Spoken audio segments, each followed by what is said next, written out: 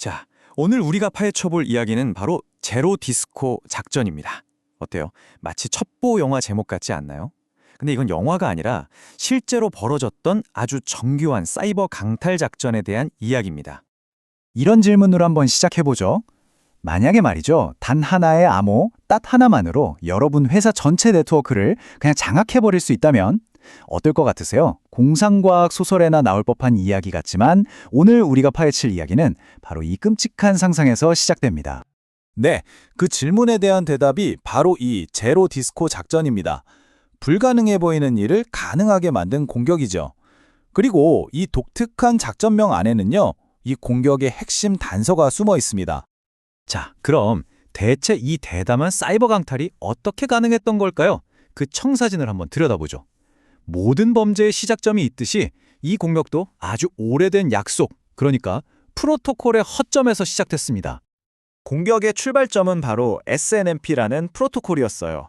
이게 뭐냐면 네트워크 장비들끼리 서로 안녕, 잘 지내 하면서 상태를 주고받는 아주 보편적이고 유용한 공용어 같은 건데요. 근데 말이죠, 해커들 눈에는 이 친근한 대화 통로가 침투를 위한 아주 완벽한 정문으로 보였던 겁니다. 그리고 공격에 쓰인 핵심 기술, 이게 바로 버퍼 오버플로우입니다. 이걸 쉽게 비유하면요, 딱 이거예요. 정해진 크기의 우편함에 편지를 너무 많이 억지로 쑤셔 넣는 거죠. 그럼 어떻게 될까요? 결국 우편함이 뻥 하고 터져버리잖아요. 똑같습니다. 장비의 메모리에 처리 용량을 넘어서는 데이터를 그냥 쏟아부어서 시스템을 마비시키고 바로 그 틈에 악성 코드를 싹 실행시키는 원리인 거죠. 이 취약점에는 공식적으로 CV2025-2035이라는 이름표가 붙었습니다. 주로 이제 보안 업데이트가 멈춘 낡은 시스코 스위치들이 주된 타겟이었고요. 이 공격의 최종 목표는 원격 코드 실행, 즉 RCE 권한을 뺏는 거였어요. 이게 그냥 정보 좀 훔치는 수준이 아닙니다. 이건 공격자가 수천 킬로미터 밖에서도 그 장비를 마치 자기 컴퓨터처럼 마음대로 주무를 수 있는 그야말로 신의 권한을 갖게 된다는 뜻이거든요. 자, 그렇다면 이 작은 균열 하나가 어떻게 네트워크 전체를 무너뜨리는 거대한 붕괴로 이어졌을까요? 지금부터 그 침투 과정을 한 단계 한 단계 해보해 보겠습니다. 와, 이게 진짜 잘 짜인 범죄 영화 시나리오처럼 아주 정교합니다. 자, 공격 계획은 총 5단계로 진행됩니다. 먼저 조작된 SNMP 신호로 문을 똑똑 두드려서 취약점을 터뜨려요. 문이 열리는 그 순간 원격으로 악성 코드를 실행해서 내부로 진입하죠. 그리고 가장 결정적인 단계, 바로 루트킷이라는 아주 특별한 악성 코드를 설치하는 겁니다. 이 루트킷이라는 게 시스템 가장 깊은 곳에 유령처럼 숨어서 관리자 권한을 훔치는 프로그램이거든요. 근데 이들은 디스코라는 이름의 루트킷으로 재부팅을 해도 절대 사라지지 않는 영구적인 뒷문을 만들어버린 겁니다. 드디어 디스코라는 이름의 비밀이 풀리네요. 이 루트킷이 디스코라는 단어가 들어간 만능 암호를 만들어내거든요. 마치 자기들이 무너뜨린 시스코를 조롱하듯이 철자를 교묘하게 비튼 거죠. 정말 교활하죠.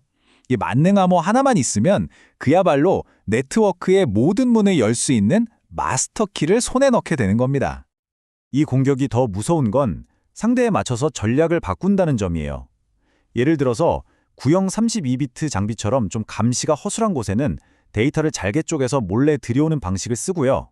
반면에 신형 64비트 장비에는 게스트 쉘이라는 임시 작업 공간을 몰래 열어서 더 대담하고 복잡한 명령을 내리는 거죠. 와, 이건 뭐 상대방 수준에 맞춰서 무기를 바꿔드는 아주 지능적인 암살자 같지 않나요? 자, 침투에 성공했습니다.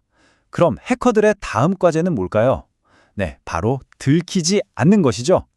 이들은 어떻게 시스템 속에 유령처럼 숨어서 자기 흔적을 완벽하게 지웠을까요? 그 놀라운 은신 기술 한번 파헤쳐 보겠습니다. 핵심은 바로 파일리스, 즉 파일이 없는 방식입니다. 여기 인용문을 보면 나오죠.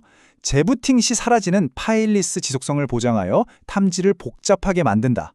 이게 무슨 말이냐면요, 이 악성 코드는 하드디스크에 파일을 아예 안 남겨요. 오직 기계의 단기 기억 장치, 그러니까 메모리 위에서만 활동하는 거예요. 그래서 재부팅을 하는 순간 모든 증거가 연기처럼 싹 사라져버립니다. 잡으려고 하면 사라지는 말 그대로 디지털 유령인 셈이죠. 은신술은 여기서 그치지 않습니다. 얘네는요, 시스템 기록, 즉 로그를 필요할 때만 껐다 켰다 하면서 자기 발자국을 지우고요. 접근 통제 목록 같은 보안 규칙도 자기들한테만 유리하게 몰래 바꿔버립니다. 그리고 가장 교활한 수법은 바로 ARP 스푸핑인데요. 이건 신뢰할 수 있는 내부 장비인 척 가면을 쓰고 행동해서 모든 보안 시스템을 완벽하게 속이는 거예요. 시스템 안의 유령이자 카멜레온. 정말 딱 맞는 비유죠. 와, 이토록 교활한 공격의 전모를 알고 나니 좀 불안해지시죠? 하지만 너무 걱정 마세요.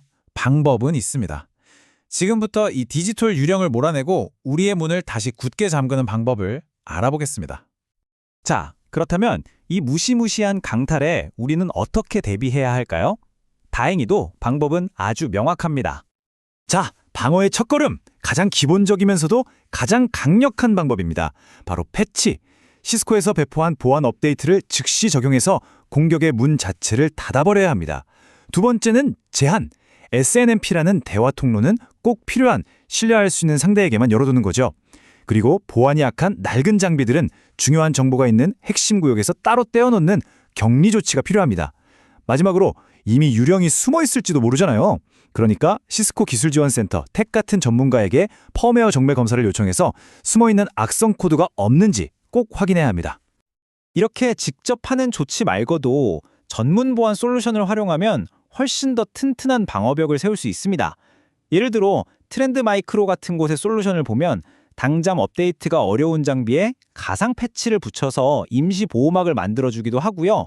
아니면 공격으로 의심되는 특정 통신 패턴을 감지해서 자동으로 차단하는 식으로 24시간 감시 체계를 구축하는 데 큰 도움을 받을 수 있습니다.